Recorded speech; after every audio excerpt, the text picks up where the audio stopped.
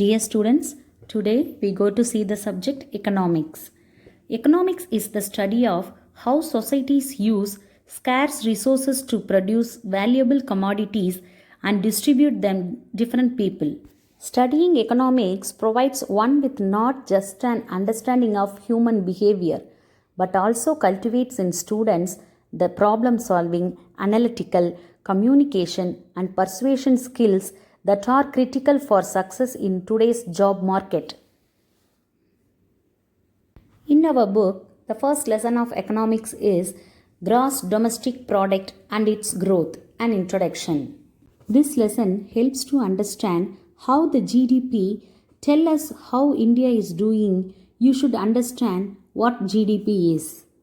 To understand the basic various measures of national income, different sectors in GDP, to know the economic growth and development and its differences, and to understand the growth of GDP and economics policies in this lesson. Before entering the lesson, we must clear about goods and services. What is a good? A good is something you can see and feel. It is something you can use. Economists call such tangible items or goods. These goods are not free but have to pay or to be paid. Physical things you can touch and feel are goods. Next, what is a service? A service is something done for someone else. Sometimes people are paid for their service, sometimes they are not. For example, a car is a good, a car wash is a service. Economists call such activities or services. What happens every day in a garage at nationwide?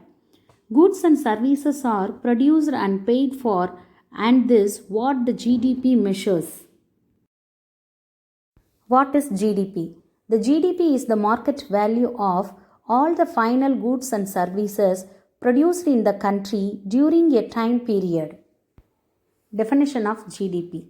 GDP is equal to C plus I plus G plus X minus M. C. Consumption. Consumption means the use of goods and services by households. I. Investment. In economic sense, an investment is the purchase of goods that are not consumed today but are used in future to create wealth. G. Government expenditure. It includes all government consumption, investment and transfer payments. X and M. X means export. An export in international trade is a good or service produced in one country that is sold into another country. M means import. Imports refer to buying of goods and services from another country. Imports and exports are the components of international trade. Every part of the definition is important. Goods and services. Goods are tangible items. Services are activities which are intangible. Market value. Market value or market price is the economic price. This is the price at which goods and services are sold in the market. Final goods and services. GDP is the value of the final goods and services produced. A final good is an item bought by its final user during a specified time period. A final good contrasts with an intermediate good, which is an item that is produced by one firm, bought by another firm and used as a component of a final good or service. Excluding intermediate goods and services avoids double counting. Final goods and services are final goods and services that have been purchased for final use. Final goods are also known as consumer goods. Only the final goods are included in the GDP, not the intermediate goods. For example, chapati is a final good ready to consume. Intermediate goods. The goods and services which will be used for producing other goods and services and will form a part of the goods and services produced are called intermediate goods. Intermediate goods or semi-finished products are goods such as partly finished goods used as inputs in the production of the other goods including final goods. So, flour is a intermediate good, chapati is a final good. Only the final goods are included in the GDP. Intermediate goods are not counted in calculating the GDP because their value is included in the final goods. So, if the intermediate goods are included in the GDP, it will result in what is called double counting. What is double counting? Double counting means counting of the value of the same product more than once. This leads to overestimation of the value of goods and services produced. For example, a cup of tea bought in a hotel is a final good because it is consumed and does not form a part of producing something else. So, the market value of the cup of tea, being a final good, is included in the GDP. Sugar, which is mixed in the tea, is an intermediate good because it is used in making tea and forms a part of the tea served. Suppose the tea is priced rupees 10 a cup, of which the value of sugar is used rupees 2. So the price of the cup of tea includes the rupees 2 price of the spoon of sugar. If this value of sugar is included in the GDP, it will be counted twice as a spoon of sugar and again as a part of the cup of tea. This is double counting, and to avoid the intermediate goods like sugar are excluded from GDP. The problem of double counting. The calculation of national income through final product approach considers the market value of final goods and services. The value of intermediate goods is not included. If the value of intermediate goods are considered, it will involve the problem of double counting. Double counting means consideration of certain item more than once, which leads to overestimation of national income. What is national income? National income is a measure of the total money value of goods and services produced by an economy over a period of time, normally a year. Commonly, national income is called as gross national product or national dividend. National income is the value of the aggregate output of the different sectors during a certain time period. In other words, it is the flow of goods and services produced in an economy in a particular year. Thus, the measurement of national income becomes important. Various terms associated with measuring of national income: gross national product GNP, gross domestic product GDP, net national product NNP, net domestic product NDP, per capita income PCI, personal income PI, disposable income DI. GNP, gross national product. Gross national product is the total value of goods and services produced and income received in a year by domestic residents of a country. It includes profits earned from capital invested abroad. GNP is equal to C plus I plus G plus X minus M plus NFIA. Already we learnt what is CIGXM. NFIA means net factor income from abroad. Gross domestic product GDP. Gross domestic product is the total value of output of goods and services produced by the factors of production within the geographical boundaries of the country. Difference between GDP and GNP. In GDP, goods and services produced in a country are added whether it is produced by residents of the country or foreigners. In GNP, the production of foreigners in the country is not included, while the production of nationals outside the country is included. Net National Product NNP. It is the value of GNP after deducting depreciation of plant and machinery. NNP is equal to GNP minus depreciation.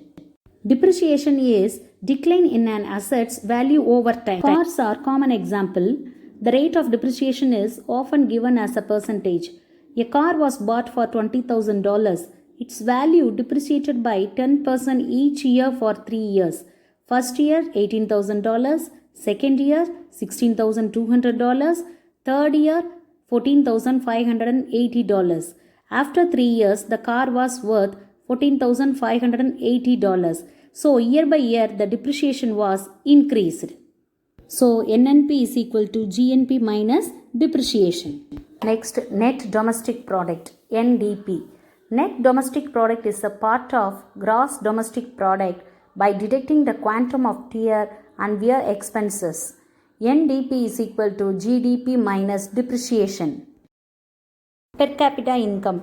Per capita income, also known as income per person, is the mean income of the people in an economic unit such as a country or city.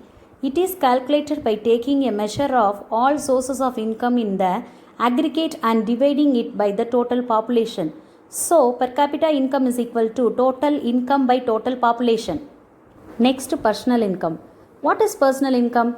Personal income refers to all the earnings being made by a household in a given year and includes various sources of earnings like salaries, wages, investments, dividends, rent, contributions being made by an employer towards any pension plan and etc. The next one is disposable personal income. Disposable personal income or disposable income is how much money a person has to spend after taxes and any other mandatory withholdings are taken from their paycheck. Thus, it can be expressed as DPI is equal to PI minus direct taxes. Now we clear about the measuring of national income. Next, we go to see the GDP of India. GDP growth rate is an important indicator of the economic performance of a country. GDP of India includes only the market value of goods and services produced in India. For example, the market value of apples produced in Kashmir are included in our GDP. Since Kashmir is in India, the market value of apples produced in California, even if they are sold in Indian markets, are not included in our GDP because California is in the US. The GDP of a country measures the market value of goods and services produced only during the specified time period. The goods and services produced in earlier periods are not included. In India, the GDP is measured both annually and quarterly. The annual GDP is for a financial year which is from April 1st to March 31st. Methods for calculating GDP. Thus, there are three methods for calculating GDP: expenditure approach, income approach, production or value added approach. Let me see one by one. First, expenditure method. Here, you count the money spent by everyone. GDP is measured by adding the expenditure on all the final goods and services produced in the country during a specified period. Y is equal to C plus I plus G plus X minus M. Y means gross domestic product, the total value of all goods and services produced annually in the economy. Next, the income approach. Here we count everyone's income. This method looks at GDP from the perspective of the earnings of the men and women who are involved in producing the goods and services. The income approach to measuring GDP is Y is equal to wages plus rent plus interest plus profit. The value added approach. The value added by each intermediate good is submitted to estimate the value of the final good. This is also known as production approach. For example, a cup of tea served to you in a hotel is a final good. The goods used to produce it, tea powder, milk, and sugar, are intermediate goods, since they form a part of the final good, the cup of tea.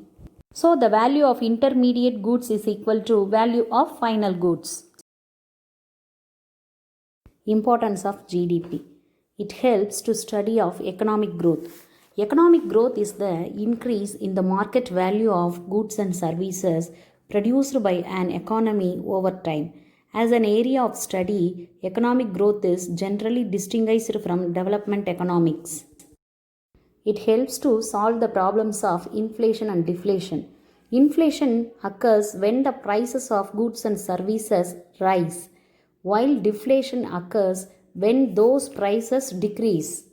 Then it helps to comparison with the developed countries of the world and estimate the purchasing power.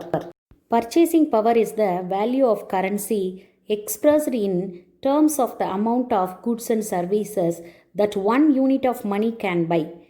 Purchasing power may also be known as currency's buying power. It helps to study of public sector. Public sector is the part of the economy composed of both public services and enterprises.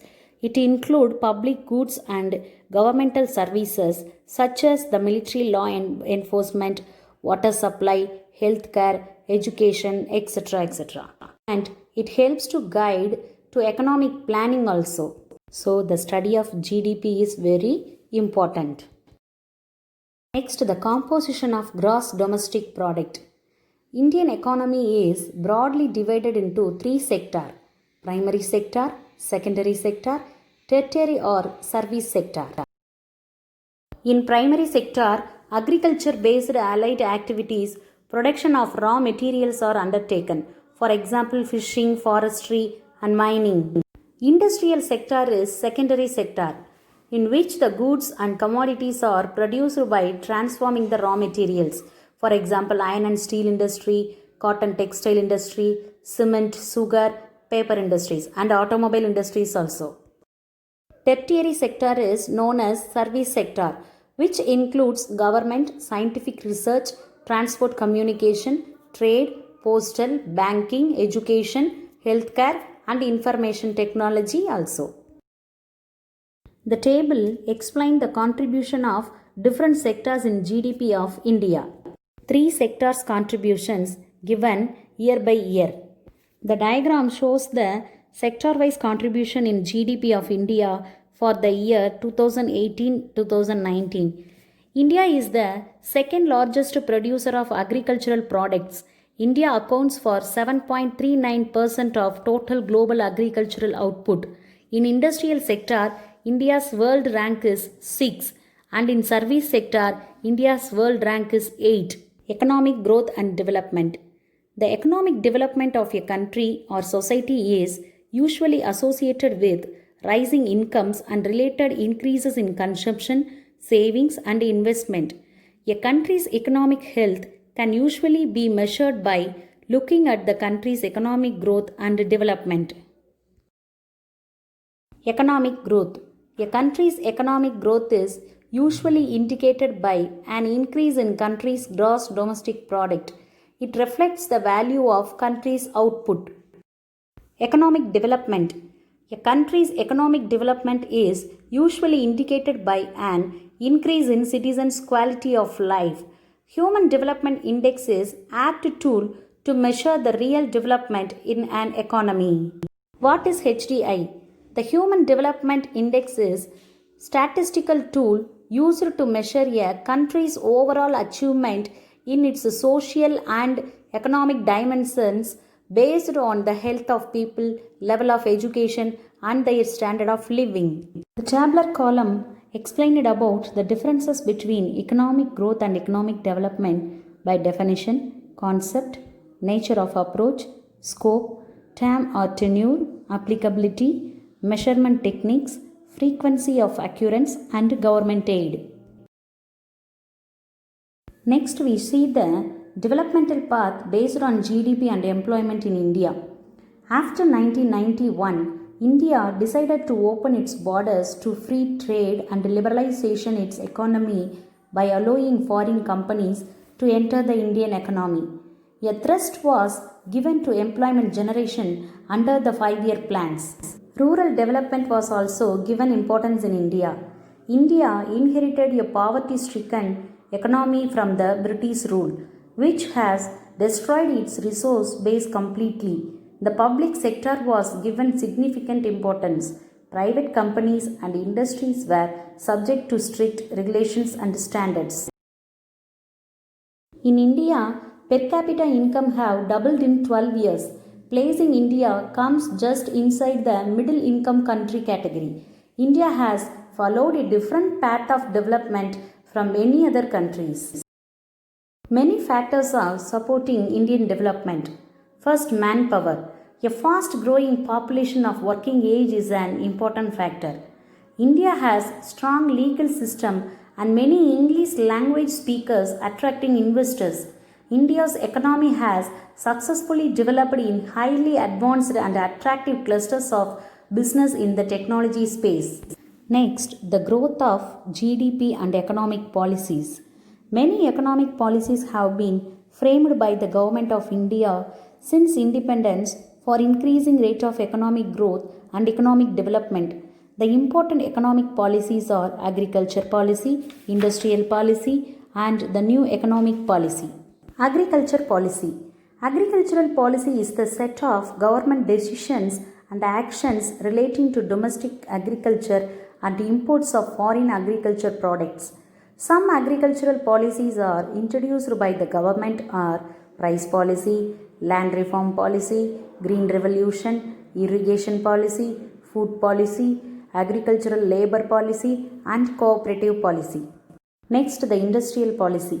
Industrial development is a very important aspect of any economy. It creates employment, promotes research and development, leads to modernization, and ultimately make the economy self-sufficient. For example, textile industry policy, sugar industry policy, price policy of industrial growth, small-scale industrial policy, and industrial labor policy. Last one is new economic policy.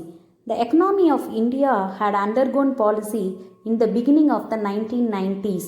This new model of economic reforms is commonly known as the LPG, known as liberalization, privatization, and globalization. The given picture explained about the purpose of new economic policy of 1991. Liberalization means movement towards a free market system. Privatization means allowing the private sector to set up more and more of industries that were previously reserved for public sector.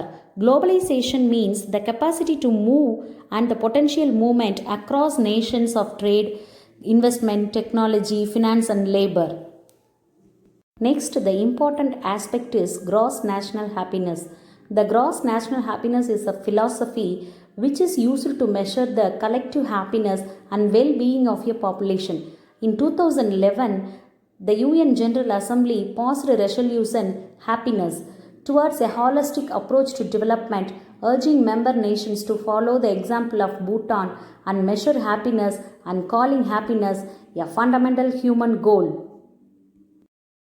These economic reforms had influenced the overall economic growth of the country in a significant manner. Okay students, the lesson was over. With the help of this lesson, we studied about GDP. GDP is the value of all goods and services produced within an economy in a financial year. And what is national income, measuring of national income, methods of calculating GDP, composition of GDP, economic growth and development, and economic policies clearly.